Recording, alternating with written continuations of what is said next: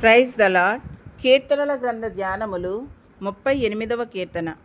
యెహోవా, కోపోద్రేకము చేత నన్ను గద్దింపకము, నీ ఉగ్రత చేత నన్ను శిక్షింపకము. నీ బాణములు నాలో గట్టిగా నాటియున్నవి, నీ చెయ్యి నా మీద భారముగానున్నది. నీ కోపాగ్ని వలన ఆరోగ్యము నా శరీరమును విడిచిపోయెను. నా పాపమును బట్టి నా ఎముకలలో స్వస్థత లేదు. నా దోషములు నా తల మీదుగా పొర్లిపోయినవి. నేను మోయలేని బరువు వలె అవి నా మీద మోపబడి ఉన్నవి. నా మూర్ఖత వలన కలిగిన నా గాయములు దుర్వాసన గలవై స్రవించుచున్నవి. నేను శ్రమ చేత మిక్కిలి కృంగి ఉన్నాను. దినమెల్లా దుఃఖాక్రాంతుడనై సంచరించుచున్నాను. నా నడుము తాపముతో నిండియున్నది. నా శరీరములో ఆరోగ్యము లేదు. నేను సొమ్మసిల్లి బహుగా నలిగి ఉన్నాను. నా మనోవేదనను బట్టి కేకలు వేయుచున్నాను. ప్రభువా, నా అభిలాష అంతయు నీకే కనబడుచున్నది. నా నిట్టూర్పులు నీకు దాచబడి ఉండలేదు. నా గుండె కొట్టుకొనుచున్నది. నా బలము నన్ను విడిచిపోయెను. నా కనుదృష్టియు తప్పిపోయెను.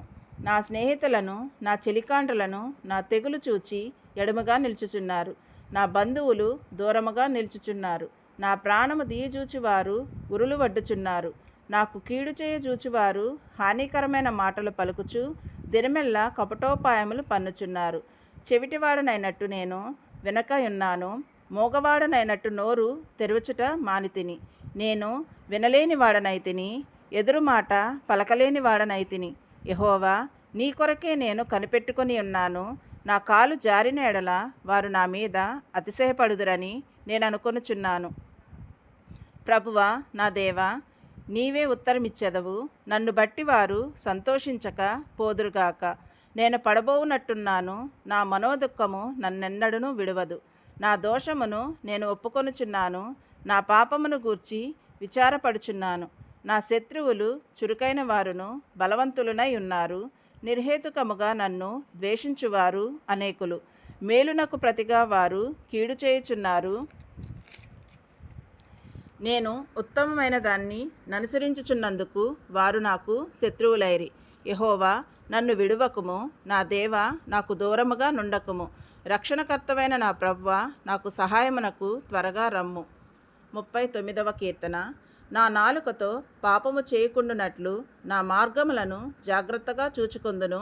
భక్తిహీనులు నా ఎదుటనున్నప్పుడు నా నోటికి చిక్కము ఉంచుకొందుననుకొంటిని. నేను ఏమీయూ మాటలాడక మౌనినైతిని.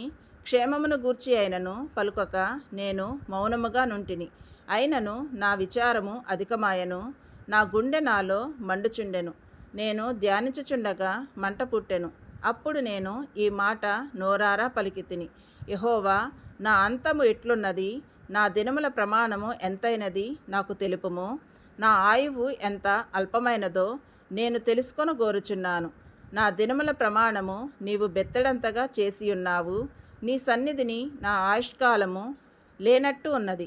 ఎంత స్థిరుడనైనను ప్రతివాడును కేవలము ఒట్టి ఊపిరి వలె ఉన్నాడు. మనుషులు ఒట్టి నీడ వంటి వారై తిరుగులాడుదురు. వారు తొందరపట్టుట గాలికే గదా. వారు ధనము కూర్చుకొందురు కానీ అది ఎవరికి చేజిక్కునో వారికి తెలియదు. ప్రభువా, నేను దేని కొరకు కనిపెట్టుకొందును? నిన్నే నేను నమ్ముకొని ఉన్నాను. నా అతిక్రమములన్నింటి నుండి నన్ను విడిపింపుము. నీచులకు నన్ను నిందాస్పదముగా చేయకము. దాన్ని చేసినది నీవే కనుక నోరు తెరువక నేను మౌనినైతిని.